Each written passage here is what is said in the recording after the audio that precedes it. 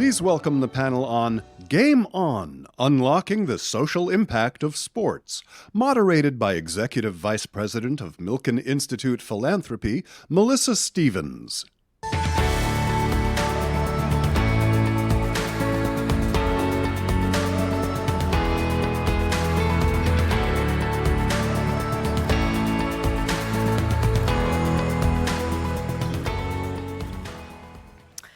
Good afternoon, folks. Thank you so much for joining us for our conversation, Game On, Unlocking the Social Impact of Sports.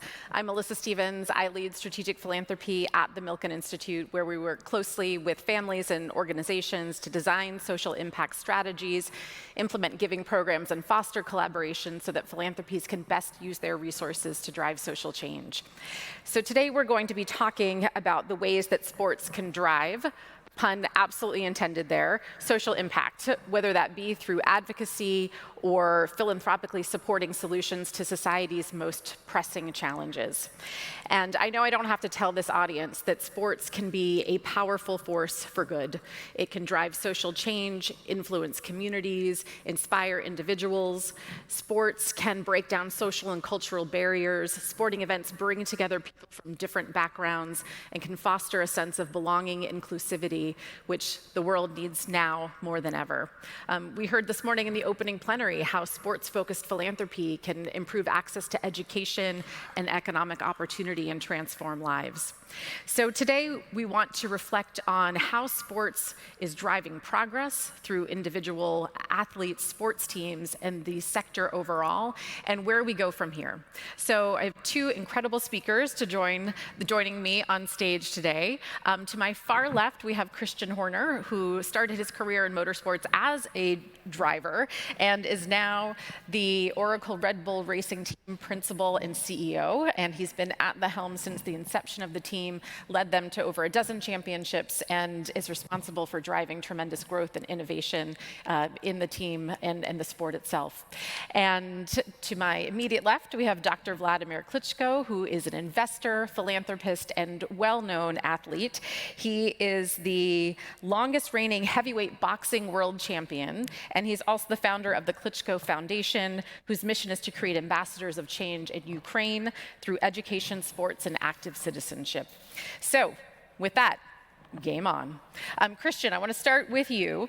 As you think about your experience as an athlete and a sports executive, what are the lessons learned and skills you developed, teamwork, discipline, perseverance, that allow you to be a successful change maker in the world?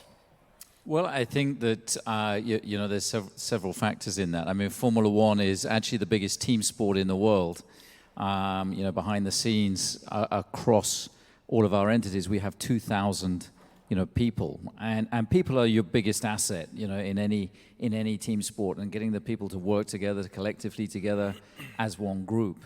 And of course, we're always looking to develop and nurture young talent, whether that's driving the car, but more importantly, through all the different engineering and operational functions that we have, and in creating a culture that's inclusive and that's fun, and communication is the fundamental topic that is crucial to success, that everybody knows what they're there for, everybody knows what their role is, and the one thing that we're all invested in is the performance of the car on a Sunday afternoon. Great, thank you, Christian. Wladimir, a similar question for you. How do you leverage your experience as a professional athlete and the methodology that you have really come to advance, this face the challenge methodology that combines both physical and mental training? How do you leverage those skills, experiences, methodologies to drive systemic change in business and philanthropy? Assalamu alaikum here in Abu Dhabi. This is a great question, Melissa, because Christian and I, as former athletes, we have collected experience in a very extreme environment, and we definitely know what's important. Eventually, I understood that you passing to the future generation knowledge that you have is important, and ideally would be through a system or a method. That's how I got into idea of creating Face the Challenge as a method. So methodology helps us to tackle challenges that we have in life, and we all have different challenges. Here in this room, at our families, at our work, at our countries, and globally speaking in the world, they are different. And 4 principles that helped me in almost 30 years of my professional career, and I hope that you, Christian, are going to agree with that. 4 principles that helped me to be successful are hidden, so to speak, in FACE, F-A-C-E, face the challenge: focus, agility, coordination, and endurance.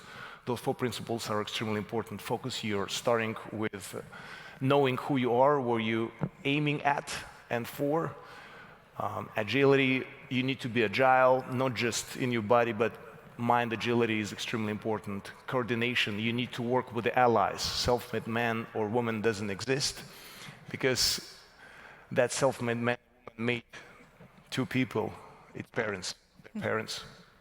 And obviously, the most exciting for me, and probably for everyone, endurance. Endurance beats masterpiece and talent, and as well as the 2nd largest army in the world. As we're showing it now in Ukraine, instead of 3 days, for almost 3 years, we've been fighting and suffering for our sovereignty and peace.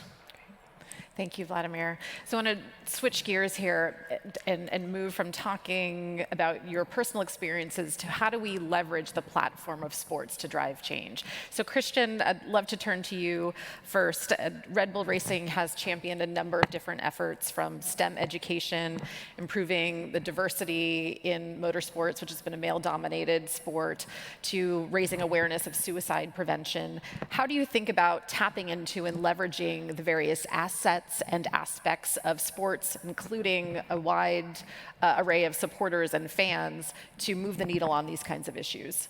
Well, I think we all have a responsibility for that, because Formula One as a sport, as your sport, I mean, it has a huge following, a huge global following, and I think that we have a responsibility to be delivering on those topics. So we started this STEMX project internally, where we're investing in youth. We're working with local colleges where we're based in the UK, from secondary school, so from sort of 12, 13 years of age. We're starting to introduce people into the world of motorsport, science, technology, engineering, and mathematics, bringing that world together and showing the career opportunities that exist in our environment, and just giving people a sense and a passion and a motivation to want to be involved. And of course, Formula One and motorsport has been seen as a very male-dominated, sport, and it's fantastic that things, and now like Formula One Academy that's racing this weekend, the girls championship, that we've invested more than any other team with 3 cars, 3 young girls that are starting on their journey, and so I think Formula One does have a crucial and important role to play. And of course, male suicides as well is a crucial factor. And mental health is a topic that has real importance within the whole paddock. So we take these things seriously as a sport, and certainly as a company, to want to try and keep investing, keep bringing awareness to these different challenges. Great, thank you, Christian. Wladimir, let's talk a little bit about the work of the Klitschko Foundation, the foundation you founded with your brother Vitaly, who's the mayor of Kiev. And with the foundation, there's a through line of focusing on youth, from education programs to environmental programs. Can you talk about how you approach your work now, where the foundation was started to allow the thriving of youth in Ukraine, with the backdrop of the current conflict, where we're in a moment of survival rather than thriving? 21 years ago, my brother and I started the Klitschko Foundation to give back what we have received when we were younger.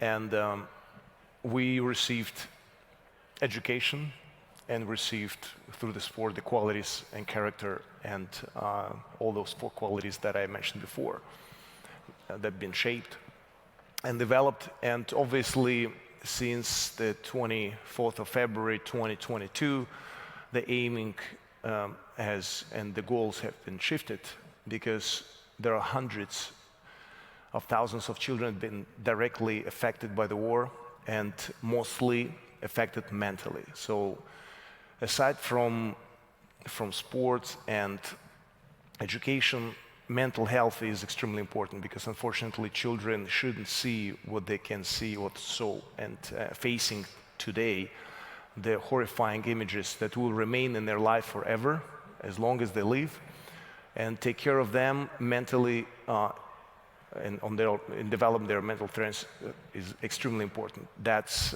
where we're aiming our focus on with the Klitschko Foundation, and hopefully that the war is going to come to an end, because this war is affecting not just Ukraine, the largest European land-wise country, but also the richest European country with its natural resources that we have in Ukraine, and also very important to mention, a pretty talented nation and well-educated nation. We've been doing 160 projects and have finished 160 projects in this time, and with investment of over $10 million. And obviously the needs are out there for more, because there are more challenges and unfortunately more children that have been affected and need for that support and help that been provided in the past 21 years. Great. Thank you for the work that you both are doing. As a follow-up, Wladimir, can you talk about sort of the work that you're doing with We Are All Ukrainians and leveraging that platform for activism? Well, We're All Ukrainians have been founded in 2022, since the beginning of the war, and it's an extension of the Klitschko Foundation based in Hamburg, Germany. Because on the jurisdictional side, there are certain challenges that we were facing when people, for example, donating, they cannot subscribe, they cannot deduct it from their taxes, for example, because Klitschko Foundation is based in Ukraine, in Kyiv, Ukraine, and just legally we cannot provide those important documents and paperwork that Deutsche Finanzamt or other tax organizations of the countries are expecting. And that's why World Ukraine has been founded. It's just, as I said, a branch or extension of the Klitschko Foundation. Mm-hmm. But the goals are pretty much the same since the beginning of the war. Mm-hmm. As goals, meaning the same compared to the Klitschko Foundation. Great, thank you. So, Christian, let's talk a little bit about how are you incorporating partnership and collaborations in your to drive more social impact? You know, we're probably all familiar with the saying: if you want to go fast, go alone. If you want to go far, go together. You're wired to go fast. So, how do you think about intentional partnership and collaboration? He came not alone, as you saw it before. He came with a team. Yeah, exactly. He's faster with a team. Yeah, look, for us, it's all about partnerships, and there's so much technology. Are you coming to the race, by the way? Unfortunately not. Oh, okay. I'll be watching. You're very welcome. But it's, for us, it's all about, working with the right technical partners and having the right innovation, because Formula One is, it's cutting edge. We're constantly pushing the boundaries, and the technology, the amount of simulation that we're running now, the virtual world is huge.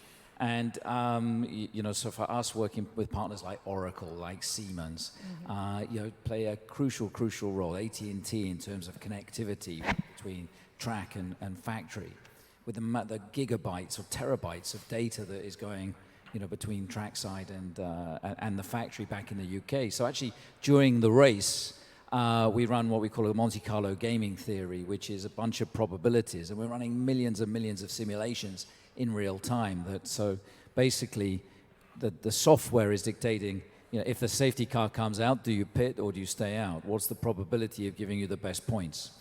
And so, of course, we're running that live in real time.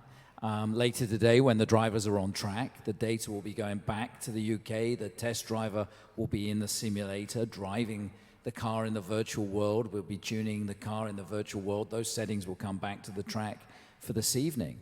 And 9 out of 10 times it works and translates. So the correlation between your simulation tools and the real world are becoming ever closer. And of course, you need cutting edge partnerships to be able to push those boundaries of technology.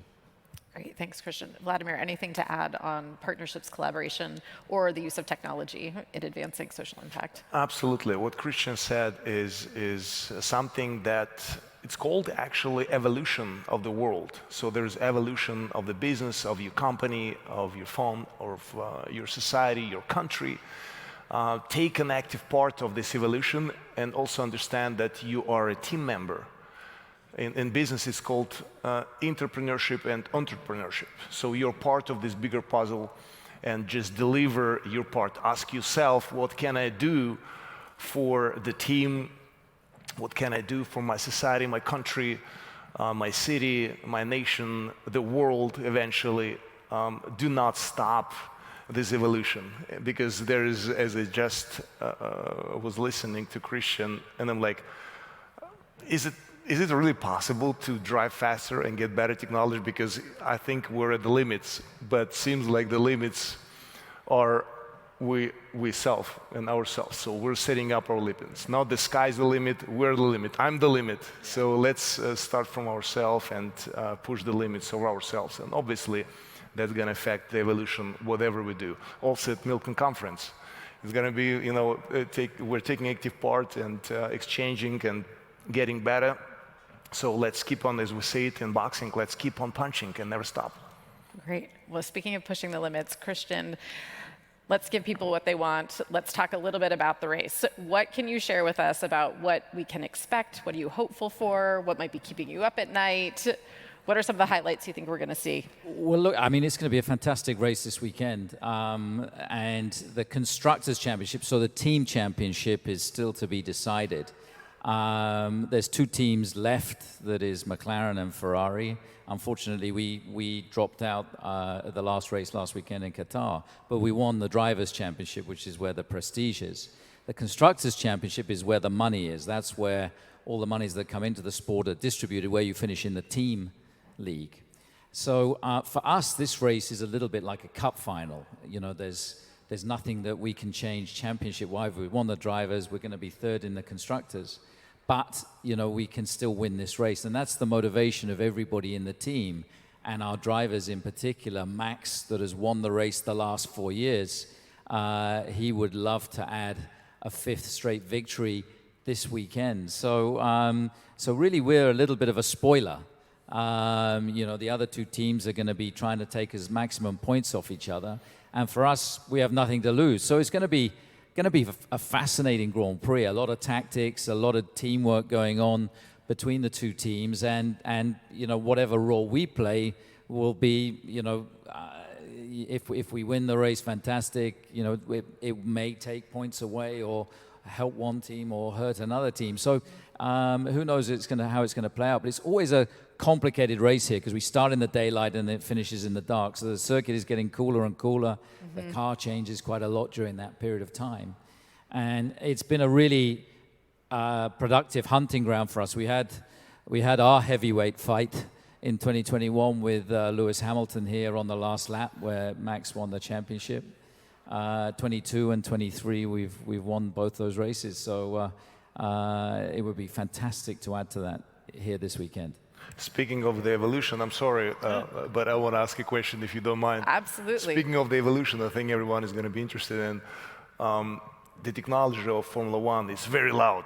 Yeah. I mean, it's kind of cool, right? But you need to have earplugs, not to get headache afterwards. But do you prefer Formula E because it's faster, or you just old style? Eventually, we're going to get into Formula E. We see how the automobility worldwide is changing. And I remember when German car makers were basically laughing at Tesla, and eventually they had to rush to change their cars into electric cars. And they even in competition, instead of competition, in competition, got together and built their own charging stations where only German cars and certain brands can be charged, but not Tesla. Yes. So what do you question? How do you see Formula One compared to Formula E? Is that the future? Formula One is, it's still, no, it's a good question. And Formula One for me is still a purist sport. And Formula E is a little bit like going to a pop concert with the music turned down. It's not quite as exciting. Maybe it's a bit like the Tyson Fury fight with the guy the other day. It's not quite the real thing. And so, for me, Formula One still is entertainment. It still needs to be responsible. So we have, sustainable fuel coming and so on. So emissions-wise, we're all good. But it has to be entertaining. The cars have got to be loud. This is the ultimate drivers in the world, going wheel to wheel. The speed is incredible. The noise is incredible. It's all part of the emotion that is a Grand Prix race. So Formula E is great. But maybe they don't need the driver in future years. They can all be AI and driverless cars, and it's a different challenge. Whereas Formula One is still modern day chariot racing, and still has to have that passion and noise and appeal to it. That makes me feel to keep my gloves on and not to go in bare fist fighting like in a cage, nowadays. So I'm gonna keep to old style. Well, since we're talking about the future, let's talk about where do we go from here? How do we further use sports to unlock social impact? Are there new aspects, assets within sports? Are there new ways of collaborating? Are there new issues to take on? How do we continue and enhance the way that we could use sports and the platforms to drive social impact? Social impact, if I may to answer first. Social impact, that's already the answer in the question you asked. Social impact means there are a lot of different ecosystems in the society, as sports, economy, philanthropy, politics, and sometimes it's upsetting to hear that one has nothing to do with the other. That is so wrong. Of course, everything has to do something with each other. And obviously, we cannot get better, or we're depending from each other. We cannot get better in technologies as racing cars without the science. So it's a different department, but we're depending from that. Politics and sports, very united and connected. Economy and politics, absolutely yes. So I think, as previously was said, we need to take an active part. It doesn't matter what group of the society we represent or ecosystem of the society we represent. It is important to collaborate with each other and be open-minded. And that's why sometimes it's called free world, because you're open-minded. You're not limiting yourself with something, but staying open-minded means you're taking an active part of the development and evolution. Great. Christian, thoughts on that? No, absolutely. Look, how do I add to that? It's a fantastic answer. But for me, I think any sport is, it's inclusive. It crosses all boundaries, no matter race, religion, ethnicity. And I think that, even if you think back, to World War I, on Christmas Day, they had a ceasefire and they had a game of football. And sport has the ability to bring people together. It's something that's inclusive. It's something that people can share. And no matter, what your background, where you're from. And, that's, I think, the power of sport. I think that's the positivity and the goodness of all forms of sport, that it is, totally, totally inclusive. You can be a football fan or a motorsports fan or a boxing fan. You will always have the team or the individual, the athlete that you support, and that's, I think, a fantastic thing, and something that should be used for positive and for goodness. I have to quote Nelson Mandela, as we remember this famous quote: "Sport has the power to change the world." Period. I think we end on Nelson Mandela. I think that. Thank you so much, both Christian and Wladimir, for all that you are doing throughout the year. Thank you for being here with us today and sharing your time and your insights. I think this conversation really underscored the power of sport to be a force for good in so many ways.